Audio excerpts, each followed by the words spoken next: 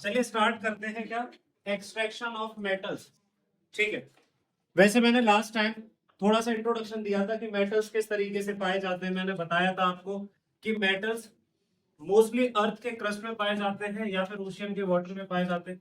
ठीक है, metals free form में भी मिल सकते हैं, फ्री मतलब नेटिव स्टेट जिसे कहते हैं, अनरिएक्टेड, और मेटल्स रिएक्टेड फॉर्म में भी मिल सकते हैं, कंबाइंड फॉर्म जिसे कहते हैं, या फिर आम भाषा में बोलूं तो कंपाउंड्स की फॉर्म में भी पाए जाते हैं। ठीक है, वो मेटल जो रिएक्टिविटी सीरीज में ऊपर की तरफ आते हैं जैसे सोडियम, पोटेशियम, लिथियम, ठीक है, ये जनरली सॉल्ट्स बनाते हैं, क्लोराइड, ब्रोमाइड, और ये समुद्र के पानी में पाए जाते हैं। They are highly reactive metals. कैसे हैं? हाईली रिएक्टिव मेटल्स हैं, तो इसीलिए कभी भी फ्री नहीं पाए जाते। ठीक है, उसके बाद जो मेटल्स होते हैं जैसे कि हमारे पास क्या आ गया रिएक्टिविटी सीरीज में, सोडियम, पोटेशियम के बाद फिर कैल्शियम, आगे मैग्नीशियम, एल्यूमिनियम, आयरन, जिंक। ये जो मेटल्स हैं ये भी रिएक्टिव हैं, पर उतने नहीं जितने सोडियम पोटेशियम है। तो ये ज्यादातर पाए जाते हैं कार्बोनेट्स की फॉर्म में, सल्फाइड्स की फॉर्म में, और डायरेक्टली ऑक्साइड की फॉर्म में भी पाए जाते हैं। ठीक है, इसके बाद जो मेटल्स आते हैं उसमें आ गया जैसे कॉपर, सिल्वर। ये फ्री भी पाए जाते हैं डायरेक्टली बिना किसी से रिएक्ट करे हुए, और ये कैसे भी पाए जाते हैं, कंबाइंड कंपाउंड की फॉर्म में भी पाए जाते हैं। गोल्ड और प्लेटिनम ऐसे मेटल्स हैं जो हमेशा पाए जाते हैं किस फॉर्म में, कंपाउंड नहीं, हमेशा पाए जाते हैं किसमें, फ्री फॉर्म में। मतलब जमीन में जब खुदाई करेंगे तो उसमें गोल्ड के छोटे छोटे पीसेस मिलेंगे, उसमें से उस मिट्टी को, गंदगी को हटाना होता है, उन छोटे छोटे पीसेस को जो सैंड ग्रेन है उससे भी छोटे होते हैं, उन्हें इकट्ठा करना होता है, मेल्ट करना होता है, और गोल्ड मिल जाता है। तो हम लोग पढ़ रहे हैं एक्सट्रैक्शन ऑफ मेटल्स। मेरे भाई सपनों से बाहर आ जाओ। ठीक है, हम लोग क्या पढ़ रहे हैं, एक्सट्रैक्शन ऑफ मेटल। क्या बताया आपको, अक्रेंस। अक्रेंस दो है, क्या दो तरीके से पाए जा सकते हैं, या तो फ्री फॉर्म में, फ्री फॉर्म मतलब अनरिएक्टेड, ठीक है, या फिर कंबाइंड फॉर्म में। कंबाइंड का मतलब क्या होता है, रिएक्टेड, कंपाउंड की फॉर्म में। किसकी फॉर्म में मेरे बच्चे, कंपाउंड की फॉर्म में। जैसे कि गोल्ड, गोल्ड का सिंबल Au, ठीक है। प्लेटिनम, प्लेटिनम का सिंबल Pb। ये पाए जाते हैं किस फॉर्म में, फ्री फॉर्म में। ठीक है, इसके अलावा भी कौन फ्री फॉर्म में पाया जाता है, सिल्वर पाया जा सकता है कभी कभी, और कॉपर भी मिल जाते हैं। ठीक, लेकिन कंबाइंड फॉर्म में मोस्टली मोस्टली रिएक्टिव मेटल्स आ जाते हैं। कौन आ जाता है, रिएक्टिव मेटल्स आ जाते हैं, जैसे कि सोडियम, पोटेशियम, लिथियम। ये जनरली बनाते हैं क्या, क्लोराइड्स, ब्रोमाइड्स, ठीक है, NaCl, सुनना है ना, KCl, NaBr, ये इस तरीके के। इसके बाद हमारे पास है जैसे calcium, magnesium, zinc, iron, lead. ये पाए जाते हैं सल्फाइड की फॉर्म में, कार्बोनेट की फॉर्म में, ऑक्साइड की फॉर्म में, इस तरीके से भी पाए जाते हैं। क्या बात समझ में आई आप सब? अब हमें पढ़ना है कि भाई मिनरल किसे कहते हैं। मेरे बच्चे मिनरल क्या है बताओ, compound of metal found in earth crust. इसके बाद फिर पूछा जाता है मिनरल के बाद क्या, और किसे कहते हैं। तो भाई वो मिनरल जिसमें से मेटल को प्रॉफिटेबली एक्सट्रैक्ट किया जा सकता है उसी को क्या कहते हैं, और कहते हैं। वो मिनरल जिसमें से मेटल को प्रॉफिटेबली एक्सट्रैक्ट किया जा सकता है उसे क्या कहते हैं, और कहते हैं। एक तरीके से समझते हैं। ठीक है, मान लीजिए ये अर्थ का सरफेस है, हमने ड्रिल करवाई, जमीन में से मिट्टी बाहर निकाली, और इसमें देखा अरे इसमें तो एल्यूमिनियम के कंपाउंड्स हैं। किसके कंपाउंड्स हैं, एल्यूमिनियम के कंपाउंड हैं। तो हमें क्या मिल गया, मिनरल मिल गया। क्या मिल गया, मिनरल मिल गया। अब लैब में टेस्टिंग होगी, देखा जाएगा इस मिट्टी में से जो एल्यूमिनियम के कंपाउंड है, उन कंपाउंड्स में से जब एल्यूमिनियम एक्सट्रैक्ट करेंगे तो प्रॉफिटेबल है कि नहीं है बिजनेस। अगर प्रॉफिटेबल है फिर तो ये क्या निकली, और निकली। और अगर ये प्रॉफिटेबल नहीं है तो और नहीं है, सिर्फ क्या है, मिनरल। क्या ये बात समझ में? Next is extraction. तो सबसे पहले हमने क्या करी, खुदाई करी, उसमें देखा मिनरल है कि नहीं। अगर मिनरल है तो फिर हम देखेंगे कि क्या वो और है कि नहीं। अगर और है तो अब इसमें से इम्प्योरिटीज को हटाना है। इसी को क्या कहते हैं? कंसंट्रेशन, या फिर इसका एक और नाम है क्या? Enrichment of ore. क्या है? Enrichment of ore. क्या है बात समझ में? सर उसके बाद हम करते हैं conversion of ore into oxide. ठीक है, तो जो भी ओर है, चाहे वो कार्बोनेट हो, चाहे वो सल्फेट हो, ठीक है, हैलाइड हो, ठीक है, उसे किस में कन्वर्ट करते हैं? मेटल के ऑक्साइड में। तो नेक्स्ट स्टेप होता है conversion of ore into oxide. उसे ऑक्साइड में कन्वर्ट करना। जब ऑक्साइड में कन्वर्ट हो जाता है, अब होता है क्या? रिडक्शन। क्या होता है? रिडक्शन। रिडक्शन का मतलब ये जो ऑक्साइड है इसमें से ऑक्सीजन को हटा दो। हटा दोगे तो क्या मिल जाएगा? मेटल मिल जाएगा। लेकिन उस मेटल में अभी भी क्या होगी? इम्प्योरिटीज होगी। तो आखिरी स्टेप होता है जिसे कहते हैं रिफाइनिंग। क्या कहते हैं? रिफाइनिंग। ठीक है, क्या कहते हैं? रिफाइनिंग। इस पूरे इस प्रोसेस के थ्रू हमें फाइनली जो मेटल है वो मिल जाता है, कच्चा मेटल। कच्चा मेटल मतलब जिसे अब अलग अलग शेप देके इंडस्ट्री में यूज किया जाए। क्या ये बात समझ में आई? चलिए, ये तो मैंने फ्लो चार्ट बनाया। बोर्ड कभी फ्लो चार्ट नहीं पूछता। बोर्ड तो बोलता है पर्टिकुलर टॉपिक इनमें से लेगा और कोई ना कोई क्वेश्चन दे देगा। तो सबसे पहला है हमारे पास कंसंट्रेशन ऑफ ओर। क्या है? Concentration of ore. Concentration of ore का मतलब होता है removal of impurities. Removal of impurities. और इम्प्योरिटीज को किस नाम से भी जानते हैं? Very good, gangue. Also known as gangue. ठीक है, स्पेलिंग अलग है पर याद रखिएगा, गैंगी नाम से भी जानते हैं इम्प्योरिटीज को। गैंगी क्या है? मिट्टी, dust, sand, clay, other compounds, ये सारी है। वॉलेटाइल इम्प्योरिटीज, कोल के पीसेस, कुछ भी हो सकता है, ये सब गंदगी है। तो जो मेन कंपाउंड हमें चाहिए उसके अलावा बाकी सब क्या है? गंदगी है, गैंगी है। अब कंसंट्रेशन जब करेंगे ओर की तो उसके लिए क्या क्या मेथड यूज करे जा सकते हैं? जैसे सबसे पहला बताओगे कोई? Gravity flow. ठीक है, ग्रेविटेशनल, क्या था? Gravitational separation. सर इसके अंदर मान लीजिए एक सरफेस है, फिर स्लोपिंग बॉटम होता है, स्लोपिंग सरफेस, इस तरीके से। यहाँ पे हमारा जो कंपाउंड है, जमीन से हमने जो चट्टानें निकाली उसे पीस दिया है। क्या कर दिया है? पीस दिया, चूरा चूरा कर दिया, फाइन पार्टिकल्स बना दिए। अरे भाई, मिट्टी के अंदर, जमीन के अंदर से तो चट्टानें निकलेंगी, बड़े बड़े पत्थर होंगे, उन पत्थरों को छोटे छोटे पत्थरों में तोड़ा जाएगा और फाइनली बिल्कुल पाउडर बनाया जाएगा। कब बनाया जाएगा? तभी तो मेटल अलग होगा। तो ये पाउडर सब्सटेंस है। अब यहाँ पे क्या होता है? वाटर को फ्लो करवाया जाता है। किसे करवाया जाता है? वाटर फ्लो करवाया जाता है। जब पानी बहेगा तो पानी अपने साथ गंदगी को बहा के ले जाएगा, क्योंकि बहुत सारी चीजें ऐसी होती है जो वाटर में क्या हो जाती है? डिजोल्व हो जाती है, घुल जाती है। और जो हैवी पार्टिकल्स होंगे मेटल की ओर के, मेटल्स की डेंसिटी क्या होती है? ज्यादा। तो जो पार्टिकल्स है वो क्या होंगे? भारी। वो पार्टिकल्स जो है इधर इकट्ठे हो जाएंगे due to their high density. अरे सुन रहे हैं? और जो बाकी गंदगी है वो पानी के साथ फ्लो हो जाएगी, बहती हुई चली जाएगी। ये क्या है? ठीक है, ओर पार्टिकल्स, ओर के पार्टिकल्स। इसको यूज ना करके हम एक और मेथड यूज कर सकते हैं। वो क्या होता है? Magnetic separation. क्या यूज कर सकते हैं? Magnetic separation. Sir magnetic separation क्या होता है? नाम से पता पड़ रहा है, with the help of magnet. With the help of magnet. तो भाई हमारे पास दो व्हील होते हैं और उन पर बेल्ट चढ़ी होती है। ठीक है, मान लो ये है हमारे पास नॉन मैग्नेटिक व्हील। क्या है? Non magnetic wheel. और ये वाला है मैग्नेटिक व्हील। मेरे भाई, ये है इसके ऊपर क्रस्ड ओर। क्या है? क्रस्ड ओर। ये है क्रस्ड ओर। ये इस तरीके से रोटेट कर रहे हैं, तो धीरे धीरे ओर के पीसेस इधर आएंगे।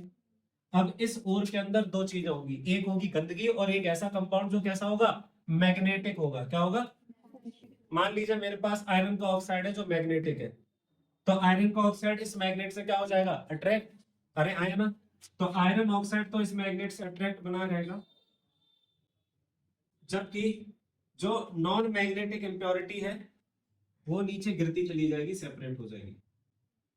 ये है नॉन मैग्नेटिक, मान लो इम्प्योरिटी, वो अलग हो गई, और जो मैग्नेटिक और है वो अलग हो गई। ये है मैग्नेटिक और सेपरेट। मैं फिर से बता दूं, ये हमारे सिलेबस में नहीं है, सिर्फ नॉलेज के लिए बता रहा हूँ, इमेजिन हो पाए कि होता कैसे, गंदगी कैसे निकाली जाती है। क्या ये बात समझ में आ रही? ये दो टॉपिक बहुत है, जिससे आपको एक आइडिया लग गया कि हाँ अब है हमारे पास topic conversion of ore into metal oxide. तो next is conversion of ore into metal oxide. Ore को मेटल के ऑक्साइड में कन्वर्ट करेंगे। और दो तरीके की पाई जाती है, कौन कौन सी? सल्फाइड और कार्बोनेट। सल्फाइड को ओर में कन्वर्ट करने के लिए हमें चाहिए होता है क्या? हम किस प्रोसेस का यूज कर लेंगे? रोस्टिंग। और कार्बोनेट के लिए, तो अगर मैं आपको क्लियरली बोलूं, हमारे पास और अगर क्या है, सल्फाइड है, क्या है? सल्फाइड है, तो हम करेंगे क्या? रोस्टिंग। ये रोस्टिंग मेथड का नाम है। रोस्टिंग किसका नाम है? ठीक है, किसके लिए करी जाती है? सल्फाइड ओर के लिए। किसके लिए? क्या करते हैं, एग्जाम्पल से समझाते हैं। मान लीजिए मेरे पास है लेड सल्फाइड, पीबीएस। इस लेड सल्फाइड को एयर में बहुत ज्यादा हीट करेंगे, बहुत ज्यादा गर्म करेंगे। तो मान लीजिए एक बर्तन है, उस पे लेड सल्फाइड के चूरा चूरा रख दिया है पूरा, और गर्म कर रहे हैं। गर्म करने से क्या होगा सर? लेड का ऑक्साइड बन जाएगा और SO2 गैस बाहर रिलीज हो जाएगी। लेड का ऑक्साइड बन जाएगा और SO2 गैस रिलीज हो जाएगी। तो पूछ लिया जाएगा एक मार्क्स में कौन सी गैस रिलीज होती है, तो व्हाट यू विल आंसर? हाँ भाई, ध्यान से सुनेंगे। तो हम रोस्टिंग करते हैं किसके लिए? सल्फाइड ओर के लिए। रोस्टिंग में क्या करना होता है? सल्फाइड ओर को एयर में क्या है? ऑक्सीजन है, उसमें हीट करते हैं, तो क्या होता है? मेटल को ऑक्साइड मिलता है और क्या रिलीज होती है? SO2 gas. यहीं पे अगर पीबीएस की जगह में ZnS लेता तो ZnS plus O2 gives ZnO plus CO2, तो SO2। ठीक है, इसके बाद दूसरा है, अगर और हमारे पास कैसी है? कार्बोनेट की है। क्या है? कार्बोनेट की है, तो हम क्या करेंगे? कैल्सिनेशन। मैंने बच्चों को याद कराया था, कैसे याद कराया था? C for calcination, C for carbonate, घट गया। ठीक है, एक ही बार में कार्बोनेट के लिए कैल्सिनेशन, तो बचा दूसरा सल्फाइड जिसके लिए रोस्टिंग।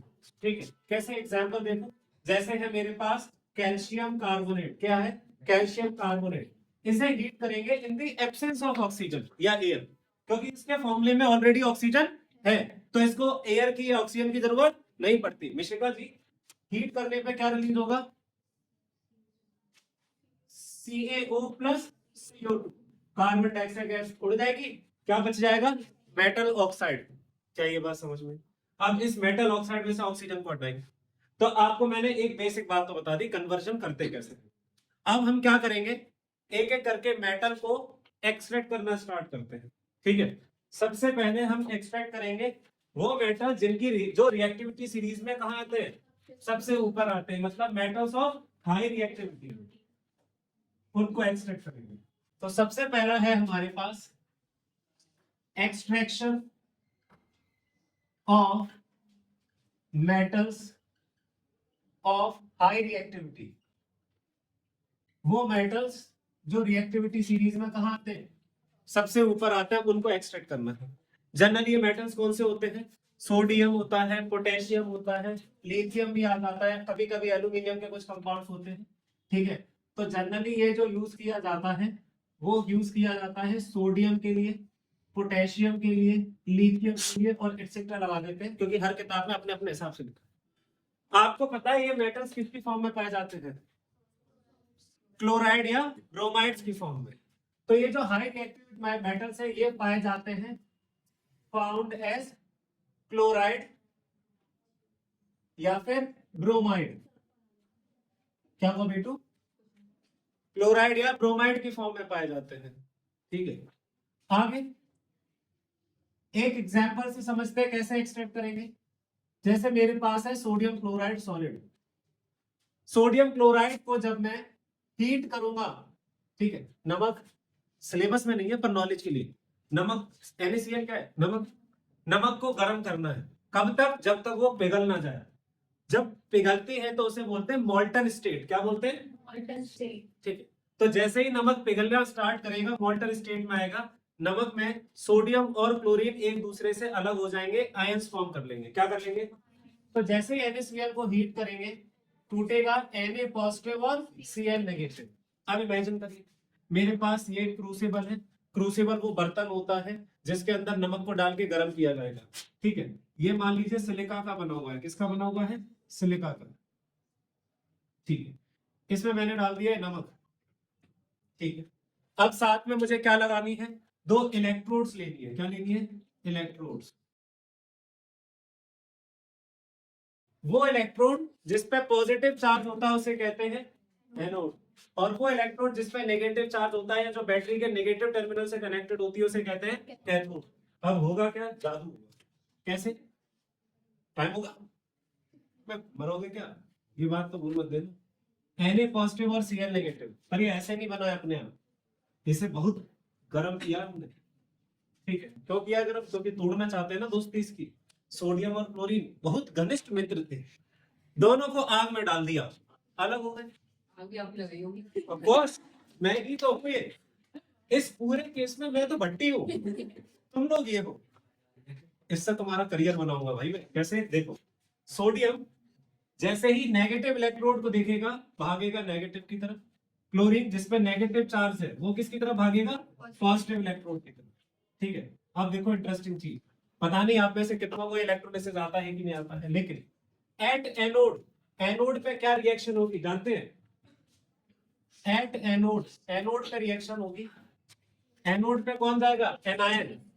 सर एनोड पे जाएगा Cl नेगेटिव, इलेक्ट्रॉन लूज करेगा और बन जाएगा क्या, Cl, क्लोरीन अकेले एग्जिस्ट नहीं करता, क्लोरीन अकेले एग्जिस्ट, तो भाई क्लोरीन अपने जैसे एक और क्लोरीन के साथ जुड़ेगा, क्लोरीन अपने जैसे एक और क्लोरीन के साथ जुड़ेगा और क्या बना देगा, Cl2, क्लोरीन गैस, 2 फ्लोरीन है तो 2 इलेक्ट्रॉन चाहिए होंगे और यहाँ पे भी 2 क्लोरीन के आयंस चाहिए होंगे, क्या ये बात समझ में, इसी तरीके से एट कैथोड, कैथोड पे कौन सी रिएक्शन होगी मेरे लाल, ठीक है, कैथोड पे जाएंगे कैटायन, इलेक्ट्रॉन बोलेंगे कि भाई दे दे इलेक्ट्रॉन, दे दे, क्यों दे दे, क्योंकि इलेक्ट्रॉन की कमी है, डेफिशिएंसी है, इलेक्ट्रिसिटी चैप्टर पढ़ा था ना, पॉजिटिव चार्ज आता ही तब है जब इलेक्ट्रॉन की कमी होती है, तो वो इलेक्ट्रॉन मांगेंगे क्योंकि इलेक्ट्रॉन की कमी है, जिससे बन जाएगा सोडियम न्यूट्रल मतलब सॉलिड, ठीक है। हुआ क्या, जरा इमेजिन करो, जो हमारा सोडियम है वो गया कैथोड पे और वहां पे जाके डिपॉजिट होने लगा,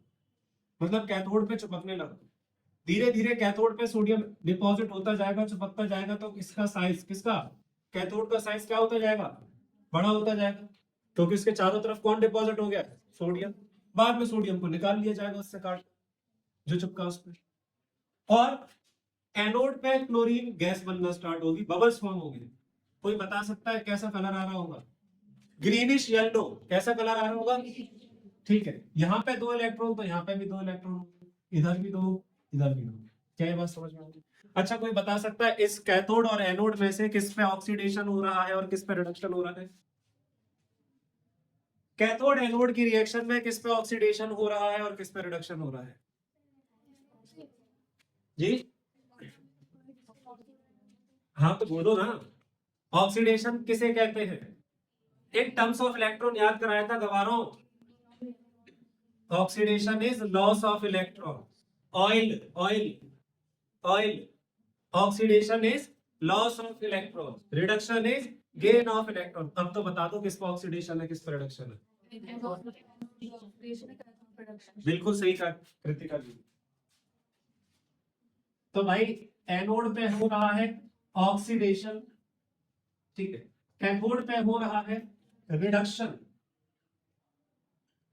ठीक है, यही वीडियो अपलोड करूंगा यूट्यूब पे, ठीक है, तो कैथोड पे रिडक्शन, एनोड पे ऑक्सीडेशन, और इस तरीके से ये रिएक्शन जो है उसे लिखा जाएगा कि सर NaCl का जब इलेक्ट्रोलिसिस कराया जाता है, जो हमने फर्स्ट चैप्टर में पढ़ी है, अरे हाँ है ना, तो ये टूटता है किसमें, सोडियम में और क्लोरीन गैस में, जिसे बैलेंस करने के लिए यहाँ पे 2 लगाना होता है। आया समझ में? चल भाई, अगर इसी जगह इलेक्ट्रोलिसिस आ जाए किसका, केबीआर का, तो क्या होगा सर, ये टूटेगा, केबीआर टूटेगा के पॉजिटिव और बीआर नेगेटिव में। वेरी गुड, ठीक है। यहाँ पे आयंस हो गए, एक के पॉजिटिव और एक बीआर नेगेटिव।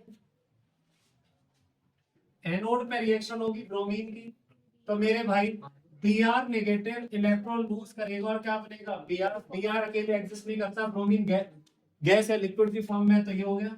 तो यहाँ पे भी 2 और यहाँ पे भी 2।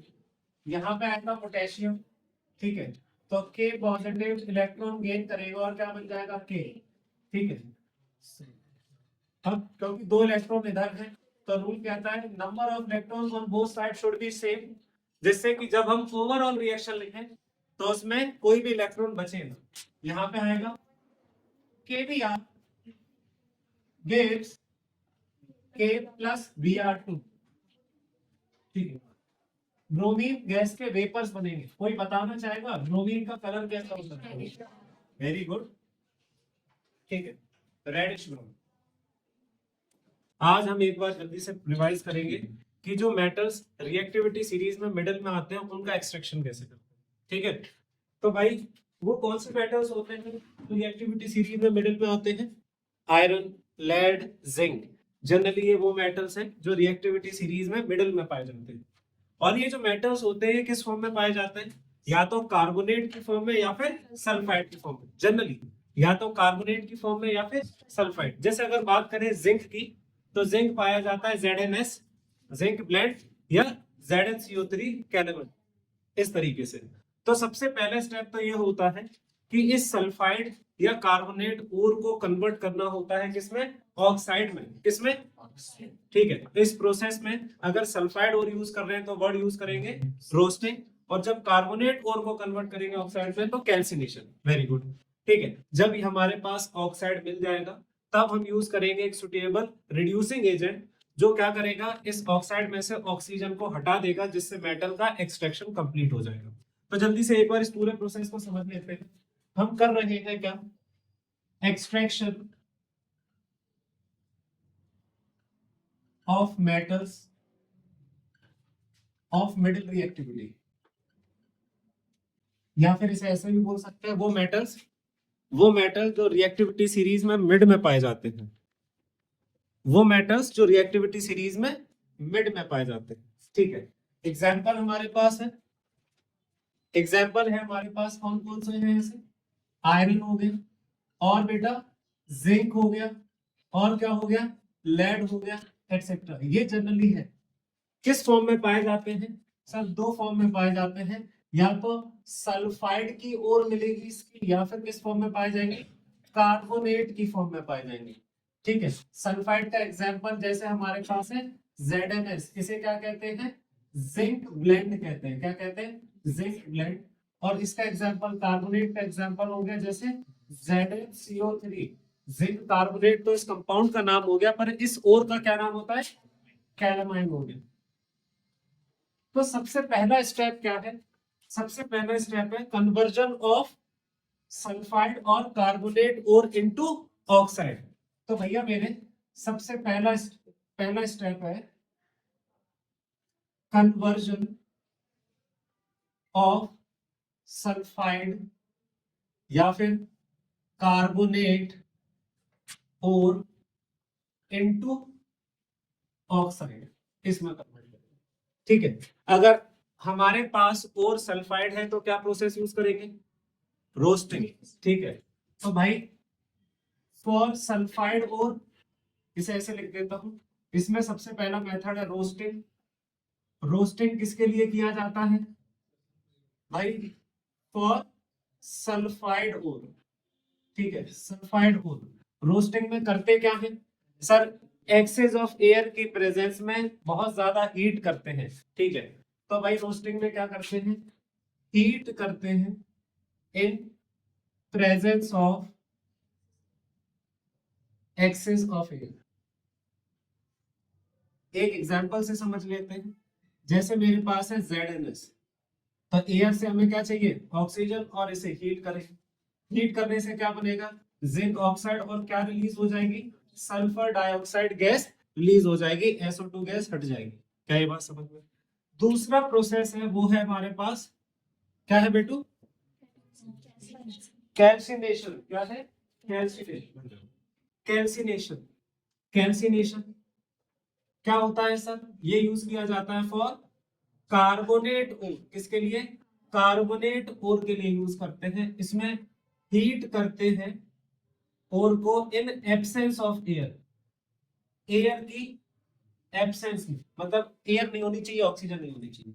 तो इसका एग्जांपल लिख लो, जैसे हमारे पास है जिंक कार्बोनेट ZnO3, एयर नहीं चाहिए तो सिर्फ डायरेक्टली हीट कर दिया, इससे क्या होगा, जिंक ऑक्साइड अलग हो गया और साथ में कार्बन डाइऑक्साइड गैस अलग हो गई, CO2 गैस अलग। अच्छे से आपको रोस्टिंग कैल्सिनेशन समझ में आ गया।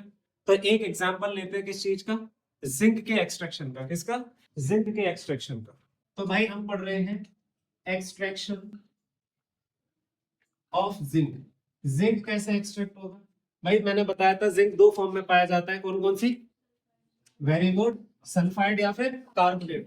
तो चाहे वो सल्फाइड दे दे हमें, तब तो हम एयर से रिएक्ट करा के हीट कर देंगे और क्या बना लेंगे, ZnO प्लस SO2 गैस। ये वॉल्व होके उड़ गई, हमें तो ये चाहिए था। या वो दे दे कार्बोनेट जैसे ZnCO3, तो हम बिना ऑक्सीजन के से हीट करके बना लेंगे क्या, ZnO प्लस CO2 गैस। हमें तो बेसिकली क्या चाहिए था, जिंक ऑक्साइड चाहिए था। ये स्टेप हो गया। अब दूसरा स्टेप होता है, वो होता है रिडक्शन ऑफ जिंक ऑक्साइड। क्या कर रहे हैं, रिडक्शन ऑफ जिंक ऑक्साइड। तो अब है रिडक्शन ऑफ जिंक ऑक्साइड। इसके लिए मैं यूज करूंगा क्या, एक रिड्यूसिंग एजेंट जो इसका रिडक्शन करवाएगा। तो मान लीजिए मेरे पास है ZnO और मैंने रिड्यूसिंग एजेंट ले लिया कार्बन। कार्बन एक बहुत अच्छा रिड्यूसिंग एजेंट होता है, दूसरे से ऑक्सीजन को खींच के बाहर निकाल देता है। तो ये कार्बन क्या करेगा, जिंक के साथ जो ऑक्सीजन है उसे खींच लेगा अपनी तरफ।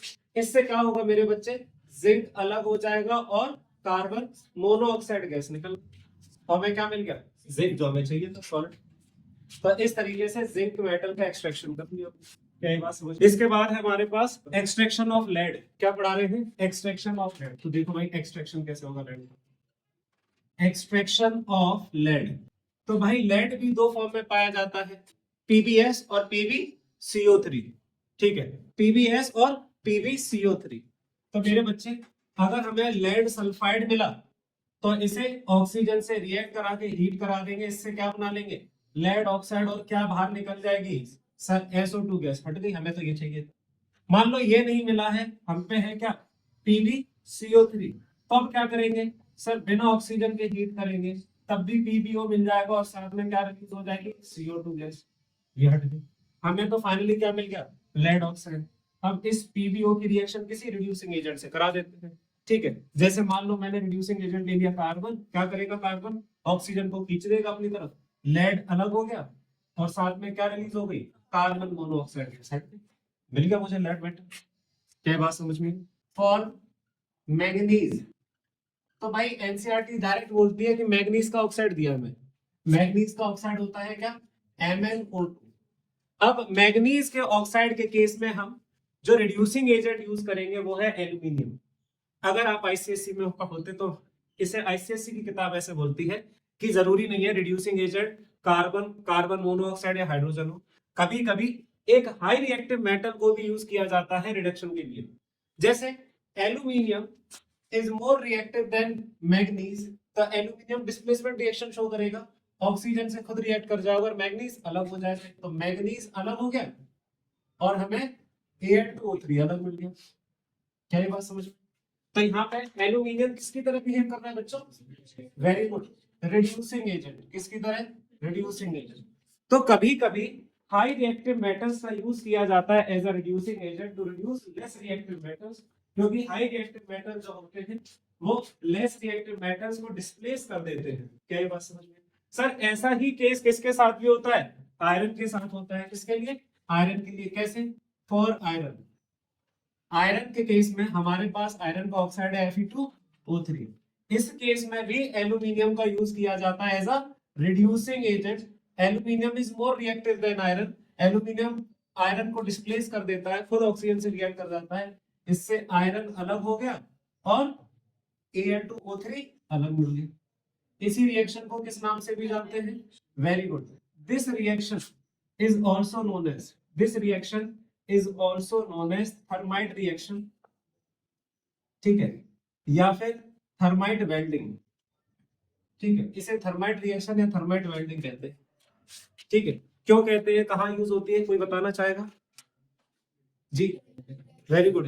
रेलवे ट्रैक्स जो होते हैं, रेलवे की जो पटरियां होती हैं, उनमें कभी क्रैक अगर डेवलप हो जाता है, उन्हें जोड़ना है तो एक कास्टिंग, एक केसिंग आती है पूरी, बाहर से लगाते हैं, आयरन ऑक्साइड का चूरा भरते हैं, ठीक है, एल्यूमिनियम डालते हैं और फिर आग लगा देते हैं चीना ऐड करके, जिससे आग लग जाए। जैसी रिएक्शन होती है, this reaction is highly exothermic. होता क्या है, जो केस है उस पूरे में लोहा इतनी गर्म होती है कि लोहा पिघल के और जो क्रैक होता है उस पूरे को फिल कर देता है, और जो दो ट्रैक्स है, जो रेलवे की लाइन है, पटरियों को दोनों एक दूसरे से जुड़ जाती है चिपक। क्या ये बात समझ में आई? चलिए बढ़ते हैं नेक्स्ट इज, तो हम पढ़ रहे हैं extraction of metals of least reactivity. इसमें कौन से मेटल्स आ जाते हैं, कोई बताना चाहेगा? ठीक है, मर्करी और कॉपर, हमारे सिलेबस में मर्करी और कॉपर है, तो भाई हमें पढ़ना है मर्करी के एक्सट्रैक्शन के बारे में और कॉपर के बारे में। सिल्वर भी वैसे इसी कैटेगरी में आता है, सिल्वर भी इसी कैटेगरी में है, और गोल्ड और प्लेटिनम तो डायरेक्ट फ्री फॉर्म में पाए जाते हैं, मतलब अनरिएक्टेड कंपाउंड्स की फॉर्म में नहीं होते। तो मेरे भाई इसमें हम सबसे पहले स्टार्ट करेंगे क्या, एक्सट्रैक्शन ऑफ मर्करी। क्या? Extraction of mercury. मर्करी किस फॉर्म में पाया जाता है? सल्फाइड, ठीक है, तो मर्करी पाया जाता है HgS, Hg2S, HgS। मर्करी पाया जाता है सल्फाइड की फॉर्म में, ठीक है। सबसे पहले ये जो सल्फाइड ओर है, इसे कन्वर्ट करेंगे किसमें? ऑक्साइड में। किसमें? बिल्कुल सही कहा आप लोगों ने। तो हमें इसे ऑक्सीजन से रिएक्ट कराना और उसके बाद क्या करना पड़ेगा? हीट करना पड़ेगा। इस प्रोसेस को क्या कहते हैं? इसे कहते हैं रोस्टिंग। जब कभी भी किसी सल्फाइड ओर को ऑक्सीजन में हीट किया जाता है तो इस प्रोसेस को कहते हैं रोस्टिंग, जिससे बनेगा क्या? HgO, मर्करी का ऑक्साइड, और साथ में क्या रिलीज होगी? SO2 gas, sulphur dioxide gas. अब हमें क्या मिल गया है? मर्करी का ऑक्साइड मिल चुका है। अब इस ऑक्साइड में से ऑक्सीजन को रिमूव करना है। कैसे करेंगे? ठीक है, तो हम यूज करेंगे किसी रिड्यूसिंग एजेंट का।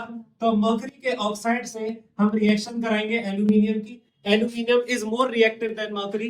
एल्यूमिनियम डिस्प्लेस कर देगा मर्करी को, जिससे Hg अलग हो गया, ठीक है, और Al2O3 अलग मिलेगा, ठीक है। इस तरीके से मर्करी मेटल हमें मिल चुका है, ठीक है। इसी तरीके से हम सीखेंगे अब क्या? Extraction of copper. क्या सीखेंगे दोस्त? Extraction of copper. तो भाई कॉपर भी किस फॉर्म में पाया जाता है? कॉपर सल्फाइड की फॉर्म में। किसकी फॉर्म में? कॉपर सल्फाइड की फॉर्म में। कॉपर सल्फाइड का फॉर्मूला Cu2S। कॉपर सल्फाइड का फॉर्मूला Cu2S। तो हमारे पास है कॉपर का सल्फाइड, ठीक है। इस कॉपर के सल्फाइड की रिएक्शन ऑक्सीजन से कराएंगे तो क्या मिलेगा? Cu2O, कॉपर का ऑक्साइड, साथ में रिलीज होगी SO2 गैस। क्या है इस प्रोसेस का नाम? रोस्टिंग, ठीक है। अब ये जो कॉपर ऑक्साइड बना, Cu2O बना, ये दोबारा रिएक्ट करेगा कॉपर के सल्फाइड के साथ। किसके साथ? कॉपर के सल्फाइड के साथ। यहाँ पे कॉपर का सल्फाइड ही काम कर रहा है किसकी तरह? रिड्यूसिंग एजेंट की तरह। इससे क्या होगा? कॉपर अलग हो जाएगा और साथ में क्या रिलीज होगी? SO2 गैस, और साथ में क्या रिलीज होगी? SO2 गैस, और इस तरीके से कॉपर मेटल हमें मिल जाएगा। आईसीएससी बोर्ड में इस रिएक्शन को बोलते हैं ऑटो रिडक्शन। क्या कहते हैं?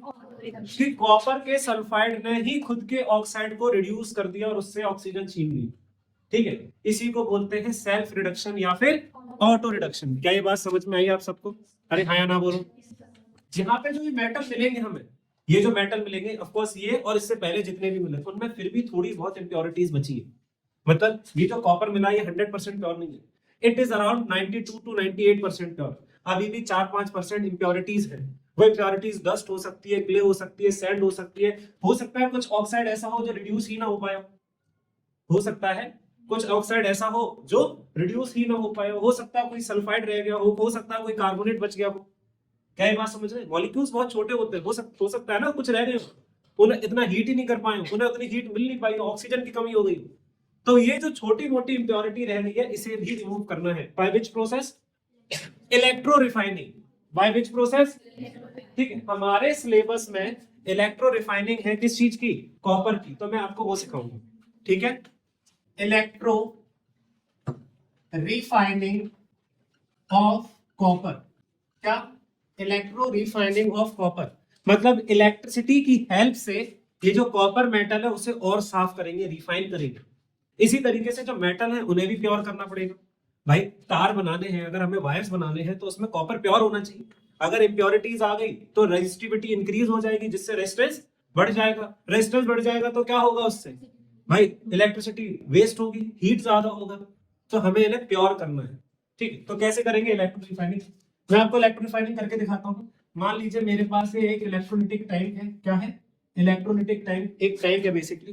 ठीक है, इस टैंक के अंदर हमने क्या लगा दिया है? 2 इलेक्ट्रोड्स लगा दी हैं, जिसमें एक तरफ है इम्प्योर कॉपर। क्या है? Impure copper. ठीक है, इम्प्योर कॉपर मतलब वो कॉपर जो मुझे क्या करना है, अभी साफ करना है। ठीक है, दूसरी तरफ मैंने लिया प्योर कॉपर की एक स्ट्रिप या प्लेट ली। तो ये क्या है? प्लेट या स्ट्रिप ऑफ प्योर कॉपर। ठीक है, इनको कनेक्ट कर दिया बैटरी के टर्मिनल से। किस तरीके से? कंडीशन याद रखना, आईसीएससी में तो कंडीशन भी लिखवा लेते हैं, आपके में नहीं। कंडीशन मतलब हमेशा इम्प्योर मेटल कनेक्ट किया जाएगा बैटरी के पॉजिटिव टर्मिनल, यानी किससे? एनोड से। किससे? एनोड से। और हमेशा प्योर मेटल की, जो मेटल आपको प्योर करना है उसी मेटल से बनी हुई पतली सी स्ट्रिप या वायर लगाया जाएगा बैटरी के नेगेटिव टर्मिनल यानी कि कैथोड से। किससे बेटा? कैथोड से। अरे हाँ ना। और साथ में इसमें भरना होगा हमें क्या? एक इलेक्ट्रोलाइट। क्या भरना होगा? क्योंकि बिना इलेक्ट्रोलाइट के आयंस मूव ही नहीं करेंगे, बनेंगे नहीं। तो मैंने इसके अंदर भर दिया एक इलेक्ट्रोलाइट। क्योंकि मुझे कॉपर को प्योर करना है तो इलेक्ट्रोलाइट ऐसा होना चाहिए जिसमें कॉपर के आयंस हो।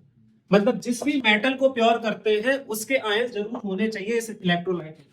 यहाँ पे है इलेक्ट्रोलाइट। इलेक्ट्रोलाइट क्या है? Copper sulphate. क्या है?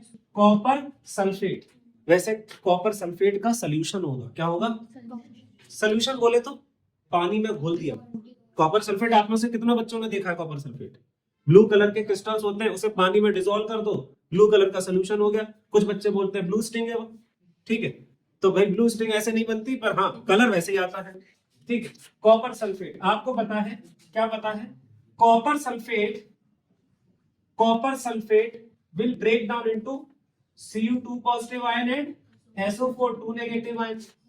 अरे हाँ या ना बोलो। तो मेरे बच्चे एट कैथोड, कैथोड पे क्या रिएक्शन होगी?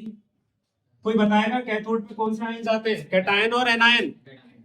कौन जाता है? कैटायन और anion. Cation C for cation, C for cathode, याद रखिएगा। ठीक है, कैटायन जाते हैं कहां पे? कैथोड पे, याद रखिएगा। तो कैटायन कौन सा है इसमें से? Cu2 positive. तो Cu2 पॉजिटिव गया कैथोड के पास, मतलब इमेजिन करो ये है कॉपर के आयन, ये भाग के गए किस पे? कैथोड के पास। ठीक है साहब, अब क्या हुआ? ये 2 इलेक्ट्रॉन गेन करेंगे। कैसे गेन करेंगे? क्योंकि कैथोड पे कैसा चार्ज है? नेगेटिव चार्ज है। और क्या होगा? कॉपर न्यूट्रल होकर डिपॉजिट हो जाएगा। इसका मतलब क्या डिपॉजिट हो जाएगा? इसका मतलब ये है कि कॉपर मेटल इसमें चिपकता जाएगा, कॉपर मेटल की लेयर इसके ऊपर आती जाएगी। अरे हाँ ना। तो भाई metals always deposited at cathode. जितनी देर तक इलेक्ट्रिसिटी फ्लो होती रहेगी धीरे धीरे इसके ऊपर कॉपर की लेयर बनती जाएगी, बनती जाएगी, और ये कैथोड उतनी ज्यादा बल्कि या मोटी हो जाएगी, भारी हो जाएगी। अरे हाँ या ना। क्या ये बात समझ में? ऐसा होने से इस इलेक्ट्रोलाइट में कॉपर के आयंस की कमी हो जाएगी। क्या बात समझ में आ रही है? तब एनोड क्या करेगी? सीखिए। तो एट एनोड, एनोड पे क्या रिएक्शन होगी मेरे भाई? एनोड कॉपर की बनी हुई है। किसकी बनी हुई है? आप में से बहुत सारे बच्चों के मन में आ रहा होगा कि सर एनोड पे तो एनायन जाते हैं, यहाँ ऐसा नहीं होता। एनोड पे क्या होता है? एनोड कॉपर की है, ये 2 इलेक्ट्रॉन लूज करती है और क्या रिलीज करती है? कॉपर के आयंस। मतलब एनोड में से आयंस निकलना स्टार्ट कर देते हैं। एनोड अपने आप को गलाती जाएगी, गल जाएगी, और क्या रिलीज करेगी? कॉपर के आयन। ये कॉपर के आयन यहाँ से निकले और भाग के इस पे चले गए, इस पे निकले फिर भाग के इस पे चले गए। धीरे धीरे हमारी एनोड गलना स्टार्ट करेगी मेरे बच्चे, धीरे धीरे एनोड गलती चली जाएगी। Are you getting me? Anode गलती जाएगी और कैथोड बल्कि होती जाएगी और बढ़ती चली जाएगी, कैथोड और मोटी होती जाएगी। क्यों होती जाएगी? क्योंकि इसमें से कॉपर आयन इधर आएंगे फिर भाग के इधर चले जाएंगे। और इस एनोड में जितनी इंप्योरिटी थी, सुन रहे हैं ना, इस एनोड में जितनी इंप्योरिटी थी वो नीचे गिरती चली जाएगी और इकट्ठी होती जाएगी। क्योंकि ये इंप्योरिटी किसके नीचे इकट्ठी हो रही है? एनोड के नीचे। तो इसका नाम पड़ गया एनोड मड। क्या नाम पड़ गया? सर ये इंप्योरिटी कहां से आई? एनीवन? ये वो जो कॉपर है जिसमें अभी भी थोड़ी बहुत इंप्योरिटी रह गई थी, वही इंप्योरिटी है, वो नीचे गल के गिरती गई गिरती गई गिरती गई, ठीक है। और बाकी प्योर कॉपर इधर आके इस पर चढ़ता गया, ये धीरे धीरे मोटी होती चली जाएगी, ये पूरी गल जाएगी। जब ये पूरी गल जाएगी, इलेक्ट्रिसिटी फ्लो होना बंद हो जाएगी, कैथोड निकाल ली जाएगी और यूज कर ली जाएगी। इस प्रोसेस से कैथोड पे जो कॉपर मिलेगा वो 99.99% प्योर होगा, ठीक है। अब इस क्या होगा, और ये जो कॉपर मिलेगा हमें, इस कॉपर को फिर इनकी शीट्स बनेंगी, वायर बनेंगे, रोल कर दिया जाएगा और इंडस्ट्री में बेच दिया जाएगा। क्या ये बात समझ में आई?